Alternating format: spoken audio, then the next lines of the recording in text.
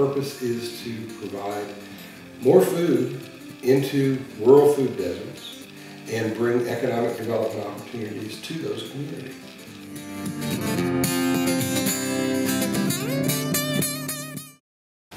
We're Big Muddy Urban Farm.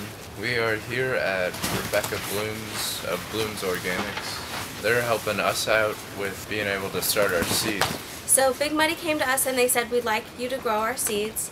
And so they gave us their seed that they purchased, and some of the seeds are our seeds. We have access to different seed sources from different companies throughout the Midwest, but also we're able to start seeds of plants that our friends here at Bloom's Organic or in the community surrounding our farm stored and saved from plants that they've grown. So another consideration that we have when we're picking seeds are identifying plants that grow well in Nebraska and in our growing conditions based on what we've learned from previous seasons, and also finding the varieties that are marketable grow well throughout the season here.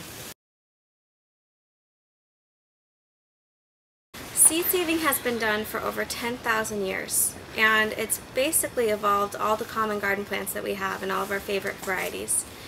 Heirloom varieties are open pollinated varieties that have been saved for many, many generations. We actually exclusively use heirloom seeds in hopes that we can eventually save the seeds at the end of the season.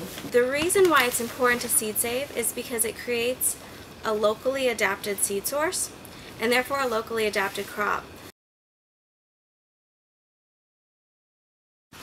So we start the seeds indoors. There are heated floors indoors. Seeds require different things. Some require scarification, some require a cold snap. So sometimes we put them in the fridge and sometimes we rub them with a little bit of sandpaper. Or sometimes we just put them in the soil. We like to start them in these little seed starting trays as plugs. And as you can see, in about within a few weeks they grow up to be beautiful fresh green plants that are ready to be transplanted. Once they have a nice root structure, we transplant them into 4-inch pots and they're ready to be sold.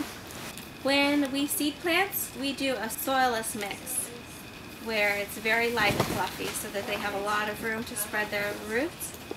And then when we transplant them, they're still very young, just like little babies. They're very susceptible to sickness.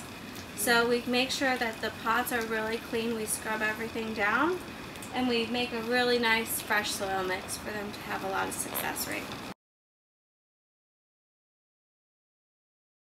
So what you're going to do is try and get them in here one at a time, not a clump of them.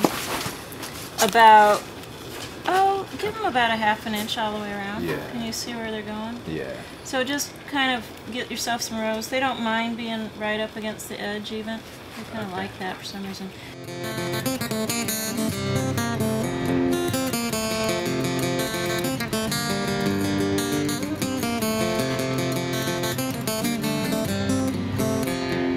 So we use vermiculite to cover the seed because it's sterile and it keeps the moisture in really good.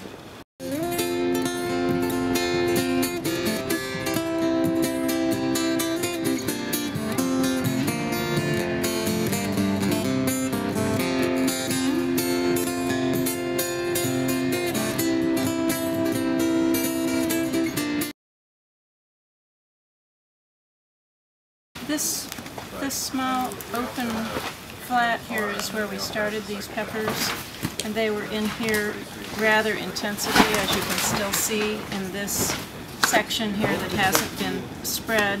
And so at this point, after they have one true leaf or more, you can see even this one that's not real big has a nice size root. So you want to make sure that you're not transplanting something that doesn't have a decent root on it. And you always want to hold it from the leaf or the root, not the stem. The stem is really brittle, always on peppers, even after they get big.